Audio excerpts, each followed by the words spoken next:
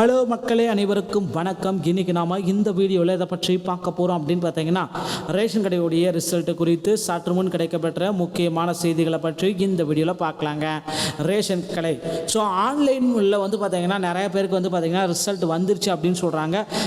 Result open ஆகலை அப்படின்ட்டு சொல்கிறாங்க. இது பார்த்தீங்கன்னா உண்மையான தகவல் அப்படின்னு நிறைய பேர் கேட்குறீங்க. இதை குறித்து ஒரு முக்கிய தகவல் இந்த வீடியோ பதிவில் இருக்குது. வீடியோ ஸ்கிப் பண்ணால் பாருங்கள், வீடியோவில் என்னன்றது இறுதியில் பார்த்துறீங்க.